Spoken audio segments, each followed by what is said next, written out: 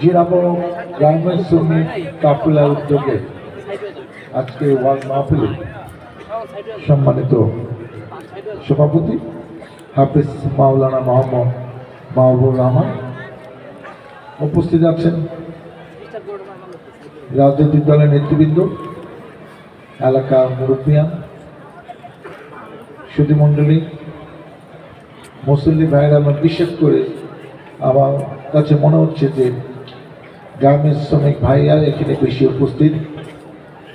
দূরে দাঁড়িয়ে যারা আমার বক্তব্য শুনছেন এবং বাড়িতে বসে পর্দা আড়ালে যে সকল মা বোনেরা আমার এই বক্তব্য শুনছেন, আসসালামু আলাইকুম। জিরাবো আমার গ্রাম, অনেক স্মৃতি এখানে জড়িত। সবকিছু আজকে বলতে পারবো না, কারণ আপনারা জানেন যে আজকে মহান বিজয় দিবস।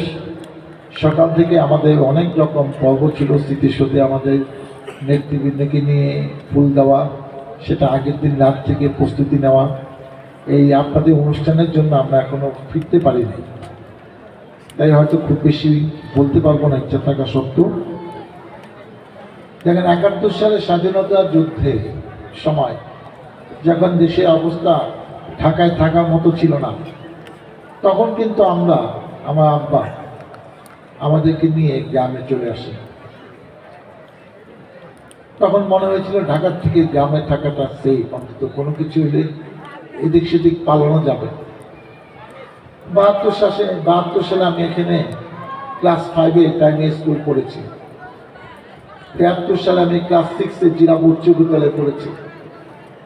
৭৪ সালে আমি ক্লাস 7-এ আগস্ট মাস পর্যন্ত পড়ে আমি ভর্তি পরীক্ষা মির্জাপুর ক্যাডেট কলেজে চান্স পেয়ে গেলাম।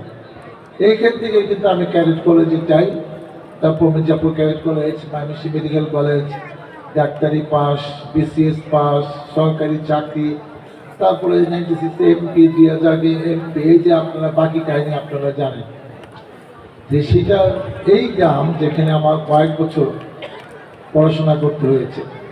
এবং বিপ্লব যে কথা বলেছে যে একটি পরিবারে এই কয়েকজন ব্যক্তি এমন সব দায়িত্ব পালন করেছে, এটা আমাদের যেরকম সৌভাগ্য, এই এলাকাবাসী সেরকম সৌভাগ্য। এই প্রাইমারি স্কুল 1930 সালে হয়েছে, এলাকাবাসী করেছে। 61 সালে আমার বাবা দেওয়ান ইদ্রিস সাহেব, যিনি সাবেক চেয়ারম্যান, সাবেক এমপি, গ্রামবাসীকে নিয়ে কিন্তু জিরাবো উচ্চ বিদ্যালয় প্রতিষ্ঠা করেছে। আমি এমপি হয়ে জিরাবো দেওয়ান ইদ্রিস কলেজ 96 সালে আমি প্রতিষ্ঠা করলাম। আব্বা জমি দিয়েছিলেন এই পরিবার কল্যাণ কেন্দ্র ইয়া করলেন আমাদের জমিতে করায়, প্রস্তুতি আমাদের জমিতে। এই 87 সালে জয়গুন্নেস আমার দাদির নামে এই মাদ্রাসা যেটা পরিচালিত হচ্ছে। আমাদের এই গ্রামের সাথে আমাদের অনেক কিছু সম্পর্ক, যেহেতু আব্বা অনেক জমির মালিক ছিল।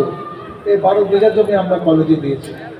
একসময় আমি থাকবো না, কিন্তু আমি কি করে গেলাম এই শিক্ষা প্রতিষ্ঠানগুলা, সেগুলা তো থাকবে এবং এগুলাকে বলা হয় সাদকে জারিয়া। এই প্রতিষ্ঠান যতদিন জীবিত থাকবে, কার্যক্রম থাকবে, যারা যারা প্রতিষ্ঠান করবে, যারা যারা পড়াশোনা করবে, এই সকলের দোয়া কিন্তু যারা এটা তৈরি করেছে তাদের উপর বর্ষিত হতে পারে। তা আমরা মনে করি যে যতদিন আছে মানুষের কল্যাণে, মানুষের জন্য যদি কিছু করতে পারি তাহলে আমরাও খুশি থাকি। আজকে যে যত কথাই বলুক, বিপ্লব যথার্থই বলেছে, আজকে আমাদের গ্রামের যে আমূল চেহারা পরিবর্তন হয়েছে। আজকে এই গার্মেন্টস সেক্টরটা এখানে এত লোক বাস করে। আজকে এমনও আছে যে জিরাবো গ্রামে অনেকে 5 লাখ, 10 লাখ, 12 লাখ, 15 লাখ টাকা ভাড়া পায়। আগে কিন্তু এত সহজে ভাড়া হতো না 20 বছর আগে, এখন হয়। তা আপনি যখন বসে বসে টাকা পাচ্ছেন, তো আপনি অনেক কিছু করতে পারছেন।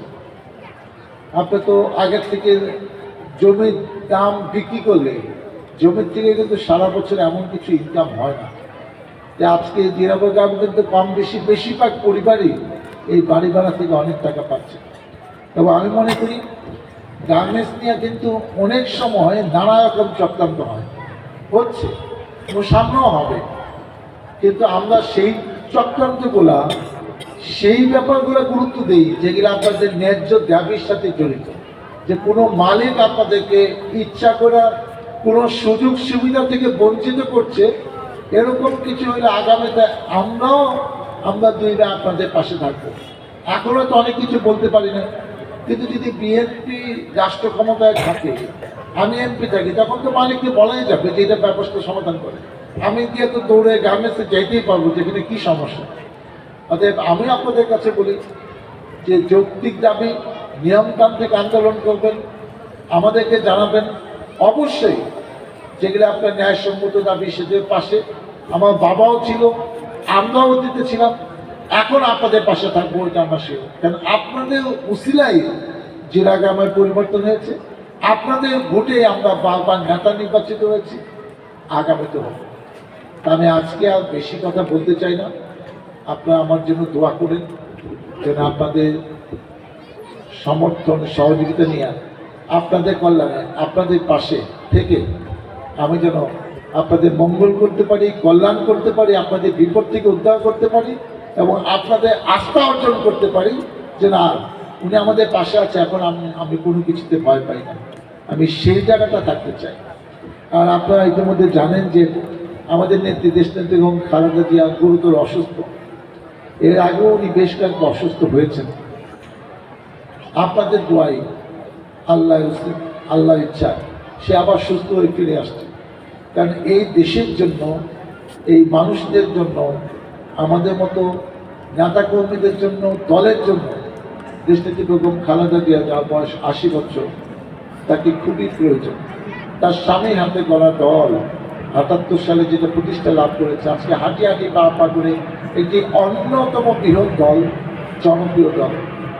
আমিও চাই, প্রত্যাশা করি আমাদের নেত্রী আমাদের মাঝে ফিরে আসে, উনি জীবন দশায় দেখে যান তারই দল আবারও 2026 সালের ফেব্রুয়ারি নির্বাচনে রাষ্ট্র ক্ষমতা পেয়েছে এবং এইটাই তার শেষ ইচ্ছা ছিল। আপনারা ভালো থাকেন, সুস্থ থাকেন, আমার জন্য দোয়া করবেন যেন আমি আপনাদের কল্যাণে আপনাদের পাশে থেকে কাজ করতে পারি। মহান আল্লাহ তাআলা আমাকে যেন সেই তৌফিক দেন। আল্লাহ হাফেজ।